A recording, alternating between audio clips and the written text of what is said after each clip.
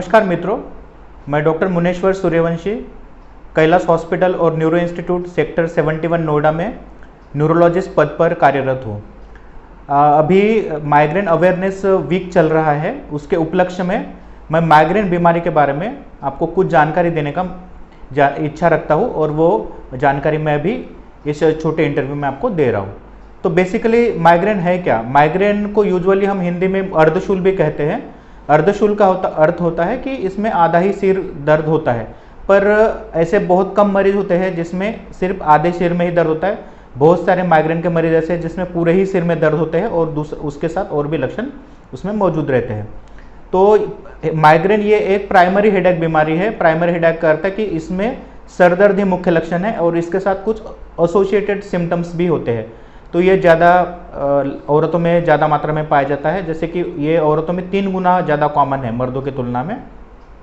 जो common age group involve है वो है 18 से 30 साल की उम्र का, और कभी कभी ये ओल्ड एज में भी ये बीमारी सामने आती है।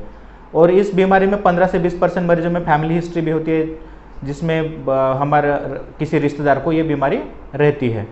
और कुछ ट्रिगरिंग फैक्टर्स होते हैं, मतलब कि कुछ ऐसे ट्रिगर्स होते हैं जिसकी वजह से ये सरदर्द हो जाता है। जैसे कि किसी को ट्रैवलिंग की हिस्ट्री हो, या तो चेंज ऑफ एनवायरनमेंट हो, अगर कोई स्ट्रेस हो उस वजह से भी, किसी को ओडर सहन नहीं होना, और मतलब किसी चीज़ का गंध सहन नहीं होना, कोई चीज़ खाने से भी होता है। और कभी कभी बहुत सारे मरीजों में तो खाली पेट भूखे रहने से भी ये बीमारी सामने आती है। तो इसको कैसे पहचाना जाए?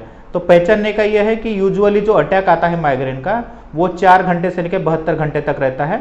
और उसके साथ अगर हम डॉक्टर अगर पेशेंट को एग्जामिन करता है तो उसमें और कुछ लक्षण नहीं होते, और बाकी के लैब टेस्ट और जो इमेजिंग टेस्ट है वो सारे नॉर्मल आते हैं।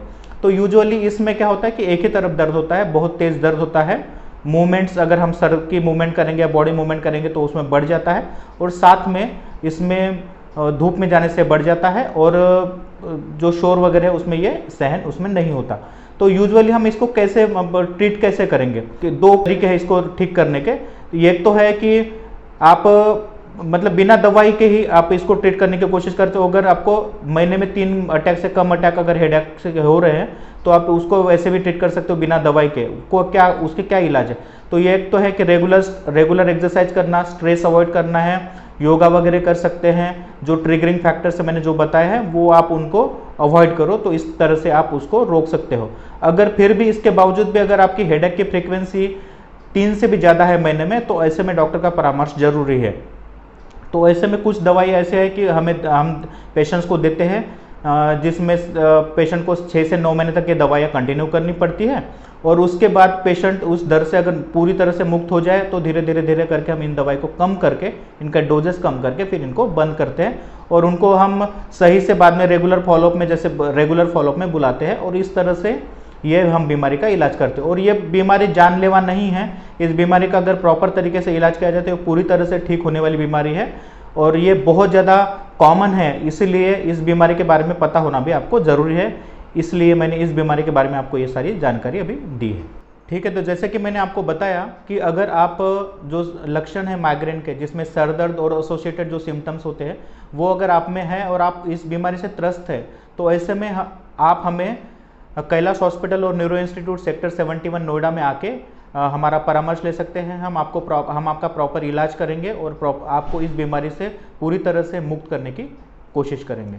धन्यवाद।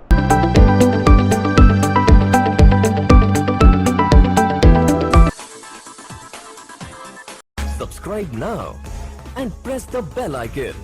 Never miss an update.